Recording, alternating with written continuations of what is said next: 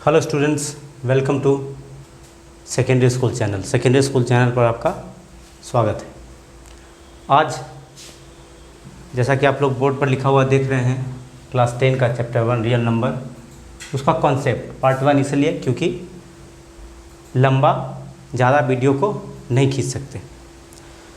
20-25 minute का video होता है, इसलिए चैप्टर भी ये लंबा है, इसलिए इसमें आप हमको टाइम देना पड़ेगा। देखिए, क्लास 8, 9 और 10 ये तीन हमारे स्टडी के ऐसे 3 क्लास हैं जिस पर आगे का कोई भी कंपटीशन हो या आईआईटी लेवल की तैयारी करनी हो, जो भी हो, जिस भी तरह का पढ़ाई हमें करना है, उसमें क्लास 8, 9 और 10 9 और 10 का तो खैर बहुत ज़्यादा योगदान होता है, क्योंकि ये सारी चीज़ें बाद में भी आपको पढ़नी होती हैं विस्तार से। मगर अगर आधा इसमें अगर हम सीख लेते हैं और वही पार्ट अगर 11 में हमें पढ़ना मिले या 12th में, तो हमें समझने में आसानी होगी। तो चलिए आज रियल नंबर देख लेते हैं। रियल नंबर में हमें 2 चीज़ पढ़ना है। एक है Euclid's division lemma,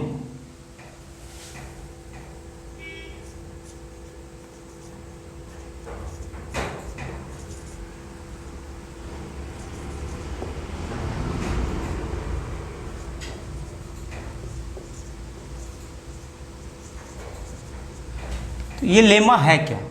what is lemma? Lemma एक तरह का मैथ में प्रूवन स्टेटमेंट होता है। प्रूवन कहने का मतलब पहले ही से प्रूफ किया हुआ है, जिससे प्रूफ करने की ज़रूरत नहीं।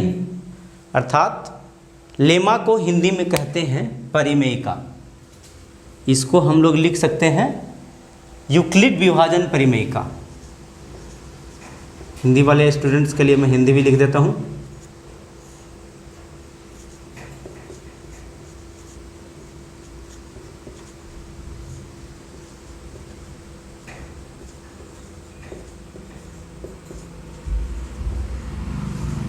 जैसा मैंने बताया, लेमा क्या होता है? Lemma is a proven statement. Lemma एक तरह का यानी परिमेयिका जो होता है, एक प्रूवन यानी कि साबित किया हुआ कथन होता है, which is used to prove another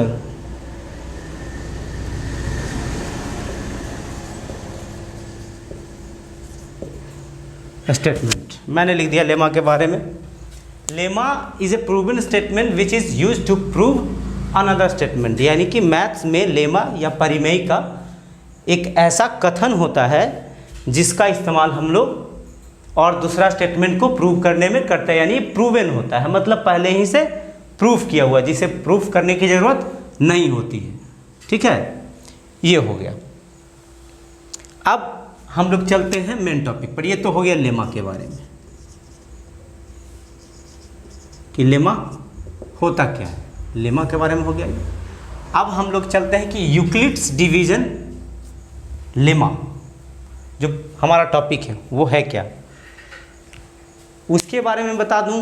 अगर मैं 2 ये लेता हूं, 2 इंटीजर्स, पॉजिटिव इंटीजर्स ए और बी,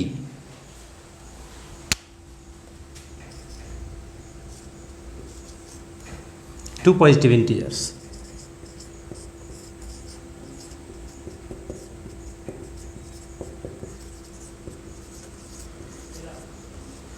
मैंने लिया ए और बी।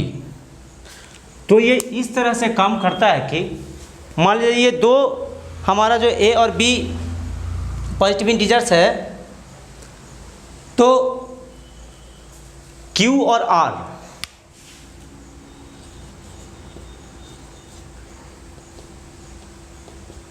क्यू और आर एक ऐसा अद्वितीय ये टर्म है इन दोनों के लिए कि इस तरह का स्टेटमेंट बनता है। देखिए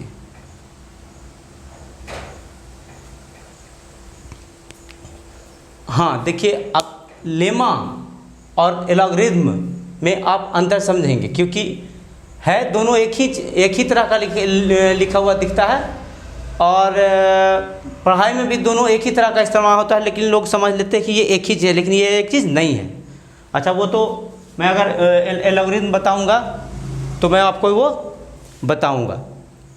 तो मैं बता रहा था इसके बारे में, a इज इक्वल टू, इस तरह से मतलब होता है a और b अगर 2 पॉजिटिव इंटीजर्स है तो ये दोनों जो है यूनिक है। इस तरह से यूनिक है कि b into Q B Q plus R, A के लिए बी क्यू प्लस आर, जहाँ b पॉजिटिव इंटीजर है, a पॉजिटिव इंटीजर है, और q जो है बराबर और 0 से बड़ा और बराबर हो सकता है, और b और रिमाइंडर जो है 0 से बराबर भी हो सकता है और 0 से बड़ा भी हो सकता है, और b इस तरह से लिखें आगे, 0 से बड़ा बराबर r, और रिमाइंडर से बराबर, रिमाइंडर छोटा होता है b से। अब इसको हम इस तरह से समझ लेते हैं, जैसे कि 6 से मैं डिवाइड करता हूँ 37 से, इसको मैंने डिवाइड किया 6 जा 36, रिमाइंडर हुआ 1। तो a यानी कि ये डिवाइडेंड इसको हम a मानते हैं, ये q हो जाता है कोसेंट, यानी कि q, और ये होता है डिवाइजर, यानी कि यहाँ डिवाइजर है b, और ये होता है रिमाइंडर। और पहले से भी आप जानते होंगे कि डिवाइडेंड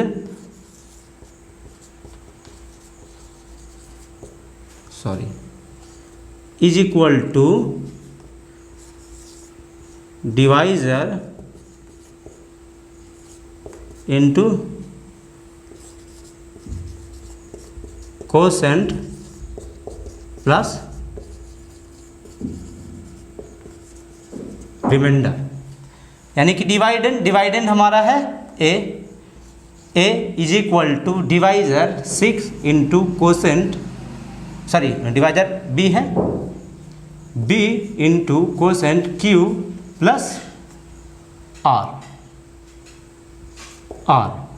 यानी कि 37 इज इक्वल टू डिवाइजर, यानी कि 6 इंटू कोसेंट 6 प्लस 1, जोड़ेंगे 6 इंटू 6 36 इंटू। अब मैंने बोला था इस टर्म को समझिए कि q जो है 0 से बड़ा होगा या बराबर होगा। बराबर कब होगा? जब यहाँ हम लोग यहाँ पे 0 लिखेंगे, 6 को 0 से मल्टीप्लाई करेंगे तब यहाँ पे 0 आएगा, यहाँ पे 0 रहेगा तभी यहाँ पे 0 आना संभव है, वरना q हमेशा 0 से बड़ा होगा। q हमारा क्या है, यहाँ पे 0 से बड़ा है, और रिमाइंडर जो होगा वो 0 के बराबर भी हो सकता है, बड़ा भी हो सकता है। रिमाइंडर यहाँ पे 1 है, किसी किसी कंडीशन में रिमाइंडर 0 भी हो सकता है, जैसे कि मैं इसको अगर 36 होता तो यहाँ पे 0 होता, यहाँ रिमाइंडर, यहाँ a, यहाँ b into Q, B Q है। तो इस स्थिति में रिमाइंडर जो है हमारा 0 से बड़ा भी हो सकता है और 0 के बराबर भी हो सकता है। यहाँ 0 के बराबर है रिमाइंडर, तो ये बराबर का साइन है, और ये बड़ा है, ये 0 से बड़ा है रिमाइंडर। कब? इस स्थिति में 0 से बड़ा होता है रिमाइंडर।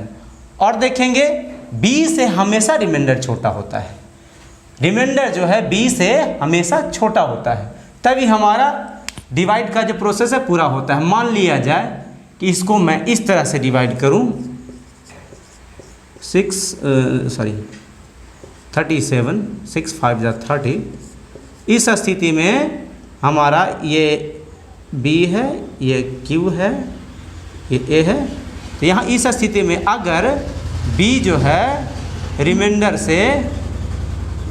है, B जो है रिमाइंडर से अगर छोटा हो जाता है तो हमारा डिवीज़न कभी भी सही नहीं हो सकता है। रिमाइंडर कभी भी B से बड़ा नहीं हो सकता, हमेशा B बड़ा होता है। यानी कि ये पोर्शन से ये पोर्शन हमेशा बड़ा होता है, तभी हमारा डिवाइड का जो प्रोसेस है सही होता है। चलिए फिर से आप लोग देखेंगे कि लेमा, यूक्लिड डिवीजन लेमा के बारे में बात कर रहा हूँ। लेमा के बारे में बताया, lemma is a proven statement which is use to prove another statement. Lemma एक यानी परिमेय का एक ऐसा कथन होता है जो पहले ही से प्रूव किया हुआ रहता है मैथमेटिक्स में, जिसका इस्तेमाल दूसरे कथन को प्रूफ करने में किया जाता है।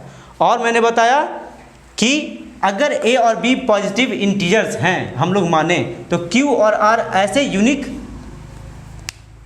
इंटीजर्स हैं कि क्यू और आर इस तरह के इंटीजर्स यूनिक इंटीजर्स हैं इन दोनों से रिलेटेड कि A is equal to B Q plus R, where Q is greater than or equal to 0 and R is greater than or equal to 0, B is always greater than R, यानी कि reminder से हमेशा बड़ा होता है। ये हो गया हमारा लेमा, यूक्लिड डिवीजन लेमा। अब है कि इसको कैसे इस्तेमाल किया जा सकता है। अब इसका इस्तेमाल हम लोग सीखते हैं।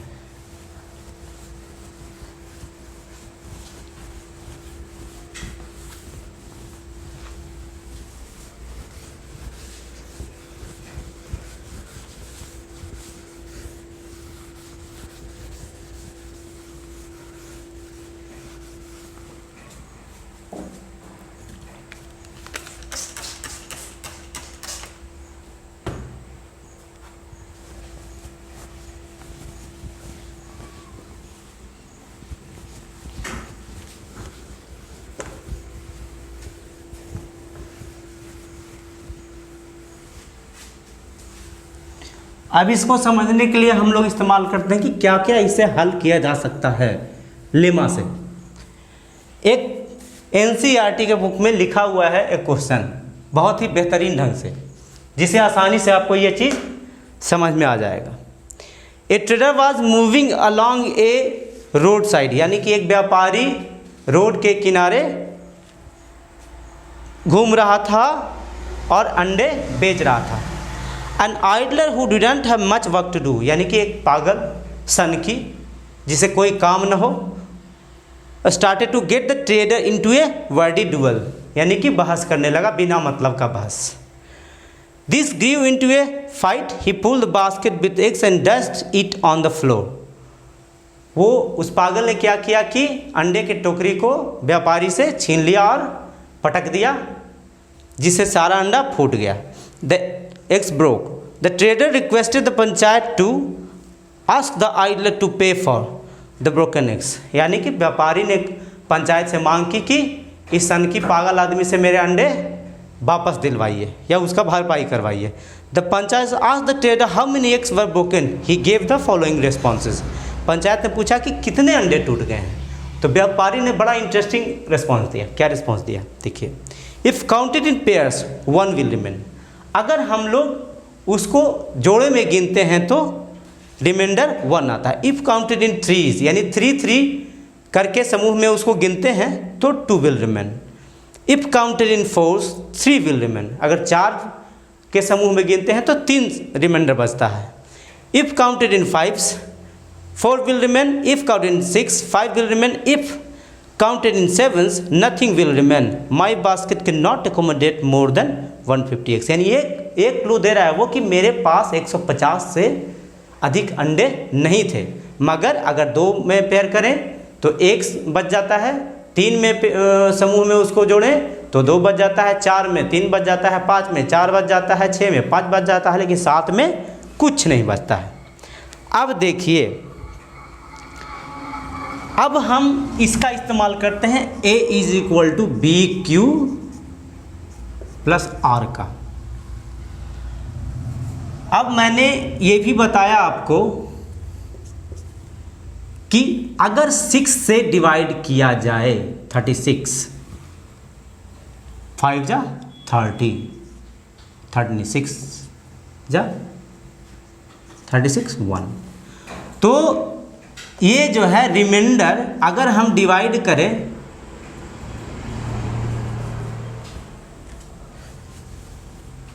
6 से तो रिमाइंडर ऑलवेज 0 1 2 3 4 5। ये क्यों होगा? क्योंकि अगर यहाँ 6 बच जाए, मान जाए यहाँ पे 36 हो और 6 5 जा मैं 30 इसको कर दूँ, तो ये डिवीजन बिल्कुल गलत हो जाएगा। 6 रिमाइंडर बच नहीं सकता। जब होगा जब इससे छोटा बचेगा तभी हमारा रिमाइंडर सही होगा। तो यहाँ पे 7, यहाँ पे 6, यहाँ पे 1, यहाँ पे 6, तो ये हमारा सही है। यानी कि रिमाइंडर हमारा 0 1 2 3 4 5 होगा। उसी आधार पर उसने बोला था कि मैं अगर 2 में काउंट करूं तो रिमाइंडर 1 बचता है, यानी कि 2 से डिवाइड करता हूं मैं तो रिमाइंडर 1 बचता है। यहाँ a है, यहाँ 2 से डिवाइड करता है, ये कोसेंट है, तो हमारा रिमाइंडर 1 बच जाता है। यानी a is equal to 2 into Q plus 1, यानी divisor is equal to dividend is equal to divisor into quotient plus remainder. उसी तरह से वो कहता है अगर मैं 3 में काउंट करूं तो हमारा बच जाता है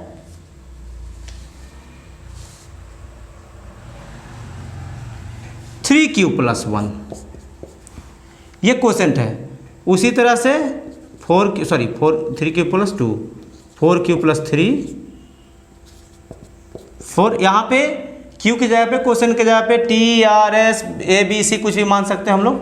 5 पे काउंट करते हैं तो हमारा रिमाइंडर 4 बच जाता है, और 6 के समूह में काउंट करते हैं तो रिमाइंडर 5 बच जाता है। लेकिन जब हम लोग 7 के समूह में काउंट करते हैं तब हमारा जो रिमाइंडर है 0 बचता है, यानी a is equal to 7q। इसमें कोई रिमाइंडर नहीं बचता है। तब हम लोग यहाँ पे दिमाग लगाइए कि 7 से डिवाइड हो जाता है, और वो ये भी कह रहा है कि my basket can not accommodate more than 150 eggs। मेरे बास्केट में, मेरे टोकरे में 150 से ज़्यादा अंडे नहीं थे।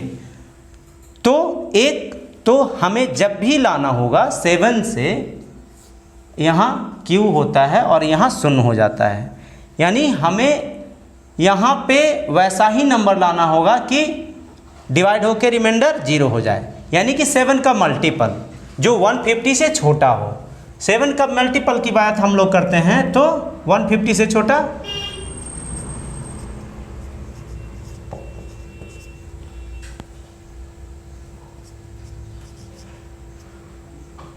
सतह 19 से देखिए ये 7 का मल्टीपल है जो 150 से छोटा है। 21 7 जा 147, 20 7 जा 140, 20 19 7 जा 133। तो हमें ट्रायल एंड एरर मेथड से मालूम करना पड़ेगा कि इसमें से कौन जो है ऐसा डिवाइड कर 2 से डिवाइड करेंगे तब 1 आएगा। यहाँ हम 2 से डिवाइड करेंगे 112 में तो रिमाइंडर 0 आएगा, क्योंकि ये इवन नंबर है। इवन नंबर से रिमाइंडर 0 आ जाएगा, तो ये हमारा आंसर नहीं होगा। इसमें करते हैं तो हम लोग देखते हैं कि 2 से करते हैं तब रिमाइंडर 119 में 2 5 जा 10, 1 9 2 9 जा 18, 1 रिमाइंडर आ गया। अब इसको आगे चेक करते हैं हम लोग 119 में 3 से 3 3 जा 9, 2 9 3 9 जा 27, 2 3 से 2 करें, यानी ये भी है सही कर रहा है इस स्टेटमेंट को भी, इस स्टेटमेंट के 4 से अगर डिवाइड करेंगे तो 29 4 जा 116 हो जाएगा और 3 रिमाइंडर बचेगा, यानी ये भी सही कर देगा, ये भी सही कर देगा, ये भी, सारे स्टेटमेंट को ये 119 सही कर देगा, यानी उसके पास 119 अंडे थे। इसी को वो बोल रहा था कि 2 से डिवाइड करते हैं तब मेरा 1 बच जाता है, मतलब 2 के पेयर में, 3 के पेयर करेंगे तो 2 बच जाएगा, 4 के पेयर में करेंगे तो 3 बच जाएगा। आप डिवाइड करके देख सकते हैं, 3 से डिवाइड करेंगे तो इसमें 2 रिमाइंडर आ जाएगा, 4 से 3 आ जाएगा, 5 से 4 आ जाएगा, 6 से 5 आएगा और 7 से डिवाइड करने पर कोई भी रिमाइंडर नहीं बचेगा, यानी हमारा 119 आंसर होगा।